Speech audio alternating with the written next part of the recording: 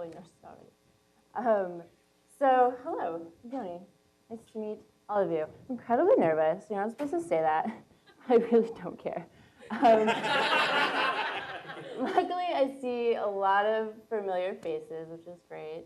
When I was rehearsing this in my head, I was like talking to like 4 imaginary people, which I see now that was like not realistic at all. So let's just get started. We're going to learn a bunch today in this really quick time together. This talk is about knowing just enough typography to produce a really delightful reading experience on the web. So we're not going to talk about the anatomy of type, even though I have an awesome poster about that, or like all the terminology associated with typography in general. This is for people who want to finish their side projects on their own, or fill in the gap when a designer is out sick. Or I think my abstract says something about them going crazy or something. I don't know. It's probably more likely, but okay.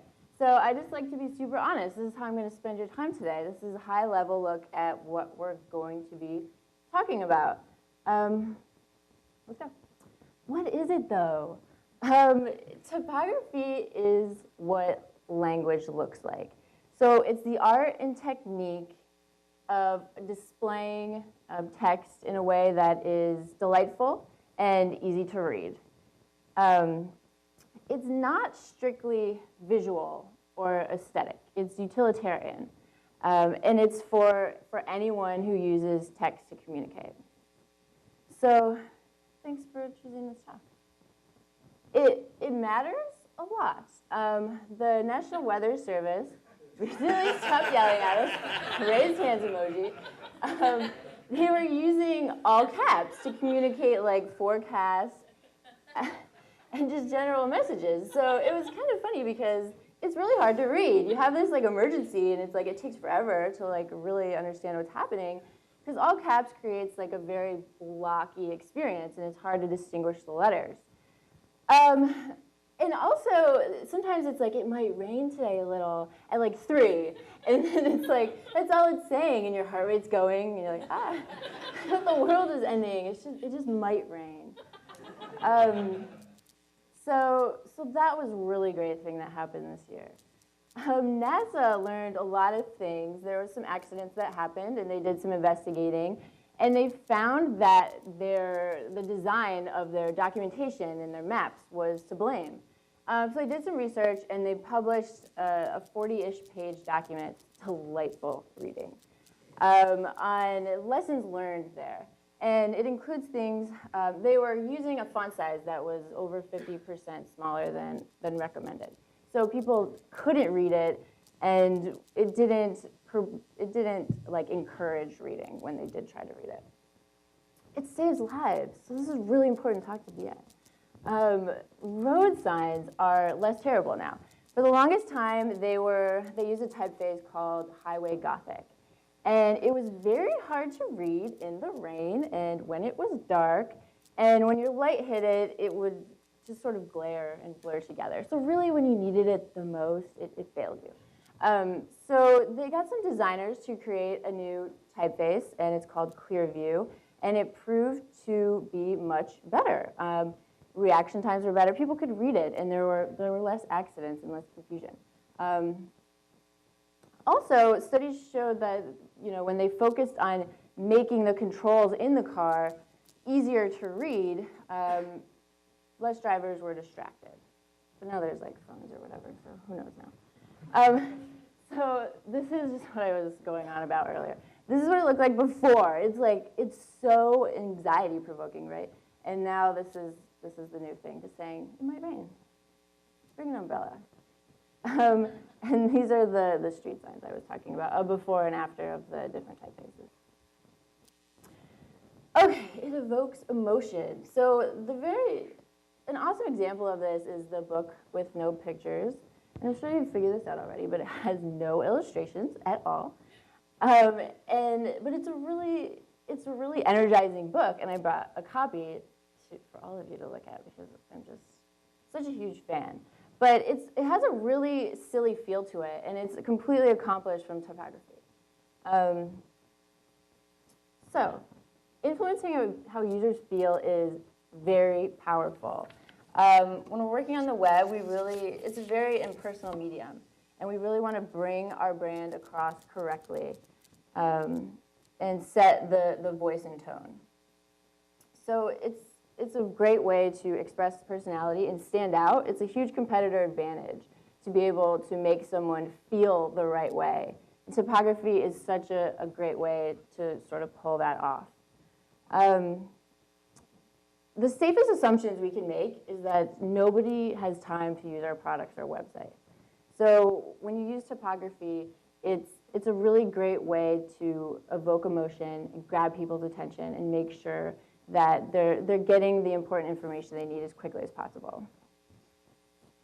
It also strengthens memories. So when someone's using your site and you make them feel a positive way, they're going to remember it, and they're going to remember the content better.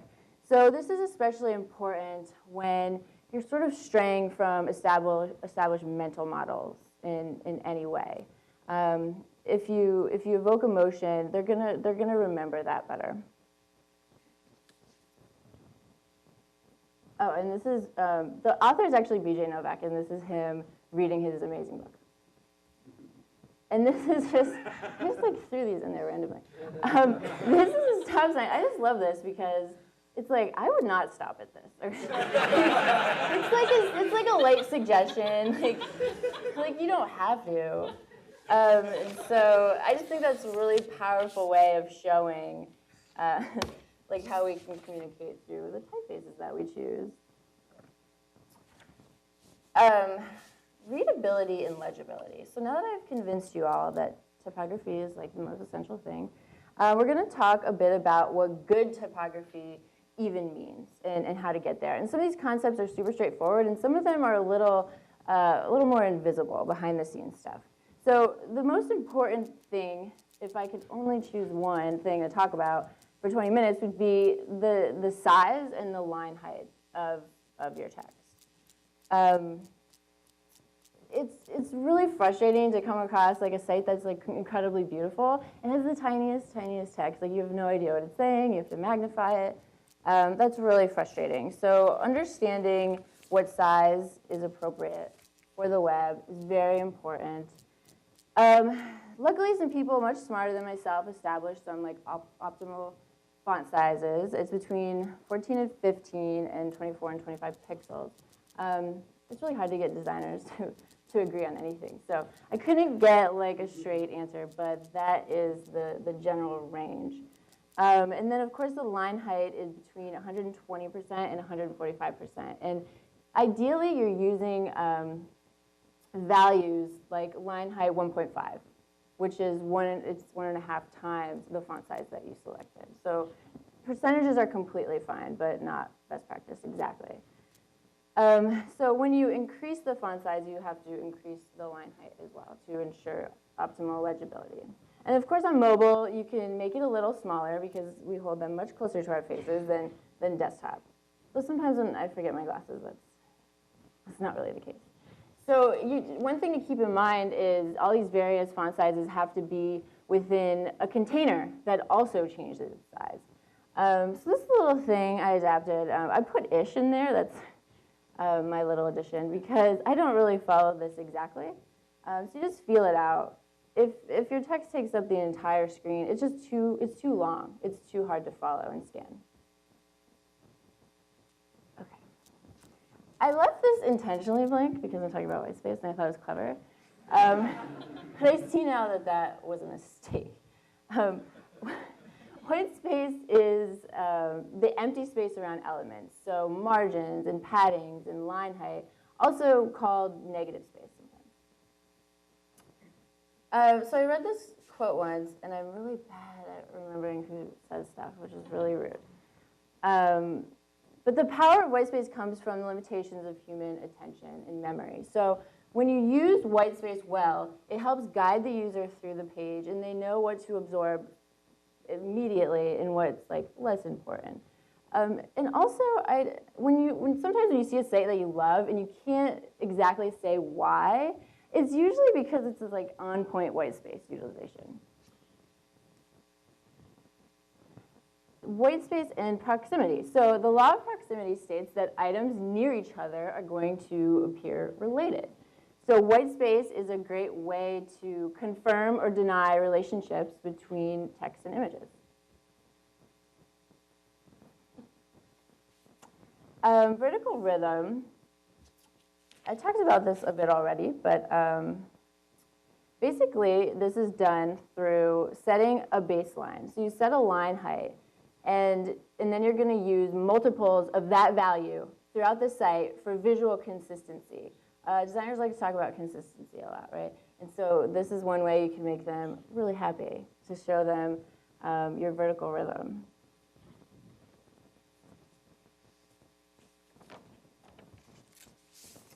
Hierarchy on the web refers to the visual organization of things by importance through size, proximity, and color. Proper hierarchy helps us understand what's important and helps you scan, because we don't really read, do we? We scan. We don't have time for that. We're very busy.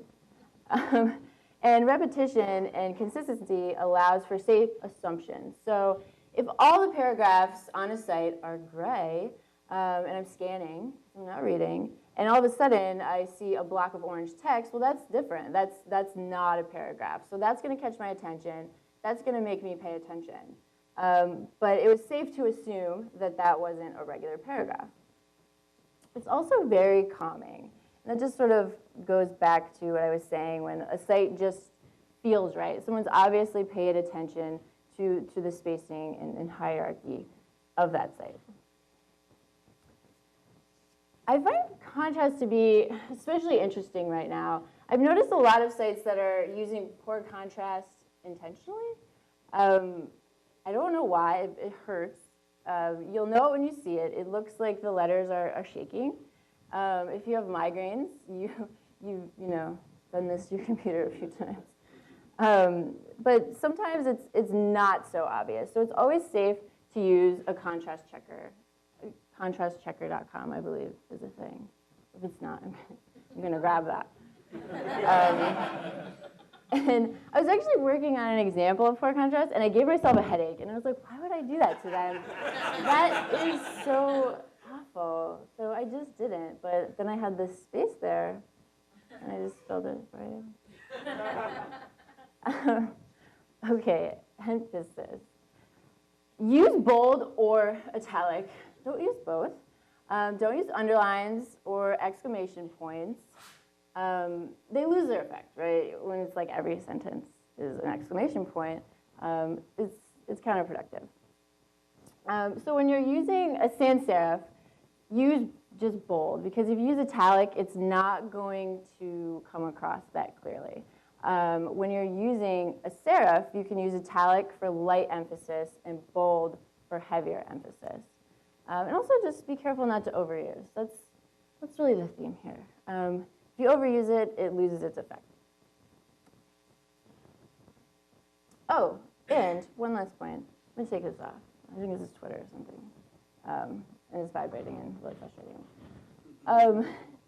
When you have something in bold and there's a punctuation at the end, don't let that punctuation inherit the formatting of the emphasized text. Hyphens and dashes.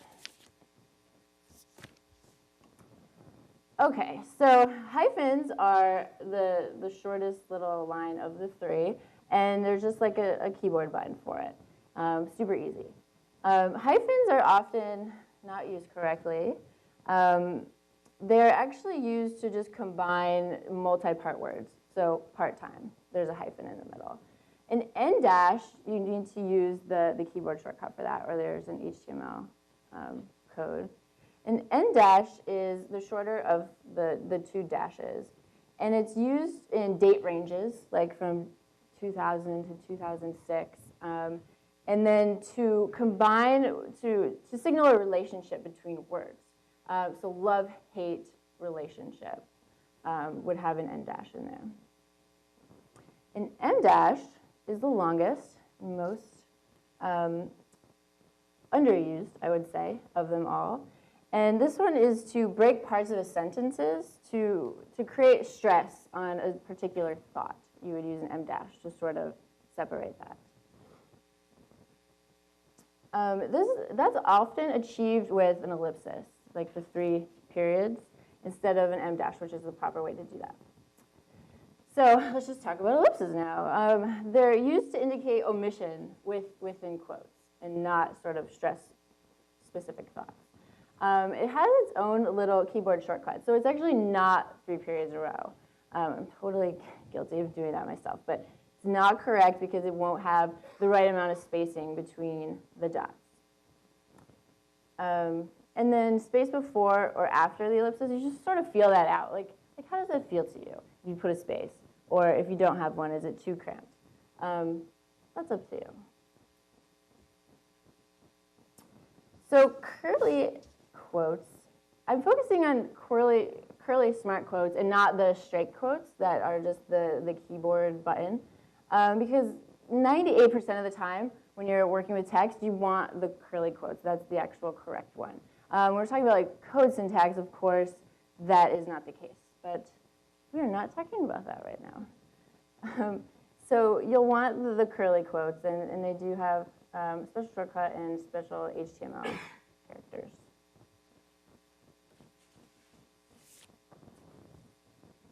And just one quick note is when you have like a block of text that is in quotation marks, you want it to hang the punctuation so it's not flush with the text.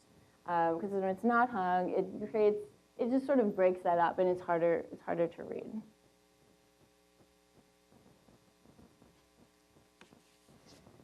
Selecting typefaces. You'll want to focus on your anchor face, so whatever you're using for the body copy, because that's what you have the most of. That's what you would focus on when resources are limited, and they always are. The very first thing you want to do is read your content, because you want the typography to match the feel of your content and match the brand's voice and tone. So you got to read it.